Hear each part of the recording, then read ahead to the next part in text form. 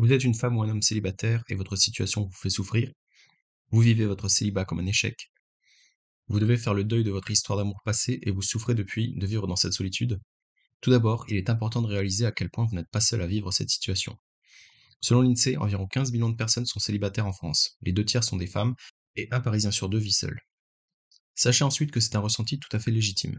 Le schéma de la société nous pousse à croire qu'être célibataire est une situation d'échec. Pourtant, ce passage vous fait bénéficier d'une puissante évolution personnelle.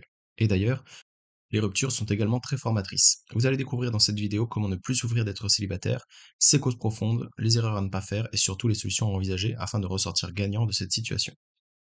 Que signifie souffrir d'être célibataire? La souffrance du célibat est perceptible lorsque vous évoquez votre situation sentimentale et que celle-ci vous renvoie systématiquement à des pensées négatives.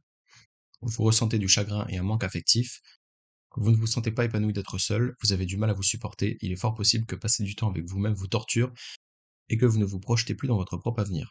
Vous n'avez plus le goût des autres, votre vie sociale est altérée par votre souffrance. Quelles sont les conséquences du célibat sur la vie quotidienne? Souffrir du célibat a des impacts inévitables dans la vie de tous les jours. Un ego qui souffre.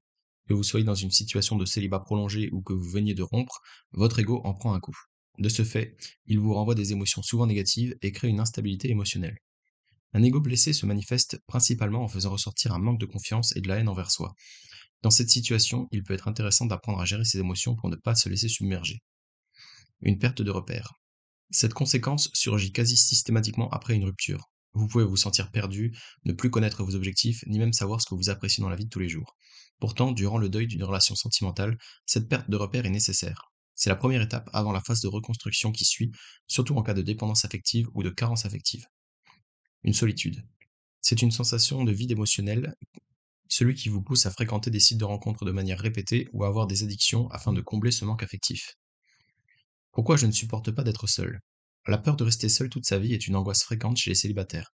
Le sentiment de solitude est associé à la solitude de vieillir seul, sans amour et sans enfant. Ensuite, la peur d'être célibataire ou anuptaphobie peut être liée à la pression sociale souvent présente chez les personnes trentenaires célibataires. En effet, c'est un âge où les hommes et les femmes rêvent de vie de couple, de fonder une famille et de trouver l'âme sœur. Voir des couples qui se forment autour de vous vous renvoie à votre propre solitude.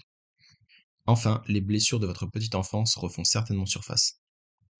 Quelles sont les principales erreurs à ne pas faire durant le célibat? Fuir ce sentiment de solitude en l'associant uniquement à de l'isolement, de l'ennui et de la tristesse. Quel dommage de ne pas en profiter pour passer du temps avec vous-même et vous faire évoluer. Apprenez à vivre seul et profitez de cette belle expérience sans vouloir sortir à tout prix de cette solitude pour ne plus souffrir d'être célibataire. Cherchez à tout prix de faire des rencontres pour trouver une relation sérieuse afin de refaire rapidement sa vie. Vous risquez de vous perdre en faisant tout pour plaire. Le danger est de retomber dans les mêmes schémas de dépendance affective, car cela fera de vous une personne dépendante pas encore prête à s'engager. Pour quelle raison? Parce que vous cherchez l'amour ailleurs et non en vous-même. Dans ce cas, il sera difficile de trouver le grand amour sincère. N'oubliez pas de vous poser les bonnes questions et de penser à vous épanouir. Ne pas prendre le temps de faire le deuil de votre précédente relation. Lâcher prise et réaliser à quel point cette expérience vous fait grandir sera un plus lors de votre prochaine rencontre sentimentale. Comment se sentir bien quand on est célibataire? L'un des premiers remèdes est de se donner énormément d'amour et de prendre soin de soi. Ensuite, profitez de ce temps de célibat pour guérir vos blessures de l'âme. Un thérapeute peut considérablement vous aider à accélérer le processus de guérison. Réparer vos blessures vous permettra de restaurer votre équilibre affectif. Ainsi, dans une prochaine relation amoureuse, vous serez une personne heureuse et équilibrée. Trouver l'amour peut être le début d'un travail psychologique enrichissant. Faire des pauses mentales. Elles sont nécessaires pour calmer vos pensées. Vous pouvez opter pour des outils comme la méditation ou les exercices de respiration. Apprendre à gérer ses émotions. Pour ne plus rester dans une situation émotionnelle malsaine pleine de jalousie et de haine envers soi, il est important d'apprendre à maîtriser ses émotions. Et ainsi laisser de côté les émotions négatives comme la colère et la frustration pour s'épanouir et cultiver celles qui vous pousseront vers vos objectifs. Pratiquer du sport. C'est excellent pour la santé physique et c'est aussi très important pour l'équilibre mental. Il n'y a que des avantages en période de stress et d'anxiété. Il existe une liste innombrable d'activités physiques qui détendent, seules ou en groupe. Choisissez celle qui vous correspond le mieux.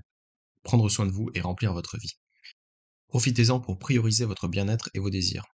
Accordez-vous des massages, allez vous balader, sortez et pratiquez des loisirs qui résonnent en vous afin de vous ressourcer. Et ensuite, remplissez votre vie de choses qui vous plaisent. Donnez-vous des objectifs qui vous motivent chaque matin. Il faut que votre vie de célibataire vous plaise à un point que la prochaine fois que vous pourriez vous remettre en couple, vous réfléchirez à 2 fois avant de laisser tous ces avantages d'être célibataire. Et cela vous rendra d'autant plus attirant. Prendre le temps de rencontrer. Inutile de vous précipiter sur les sites de rencontres pour chercher l'amour à tout prix afin de trouver l'âme sœur. Profitez déjà de ce moment de célibat pour rencontrer de nouvelles personnes sur le plan social lors de moments de sortie et de loisirs. L'adage «mieux vaut être seul que mal accompagné» doit résonner en vous de façon à ne pas faire de mauvaises rencontres. Être célibataire n'a pas que des inconvénients, bien au contraire. Profitez de ce temps de célibat pour reprendre confiance en vous et apprendre à vous aimer. Connaître l'amour commence par soi-même. La bonne personne arrivera dans votre vie au bon moment lorsque vous serez guéri de votre rupture amoureuse et heureuse dans votre vie de célibataire. Trouver le partenaire idéal peut demander du temps selon son état d'esprit. La solitude est aussi nécessaire au développement et à l'épanouissement de notre âme que le sommeil et la nourriture sont à la survie de notre corps. Si vous souhaitez aller plus loin et recevoir d'autres conseils anti-anxiété sans médicaments, cliquez sur le lien dans la description.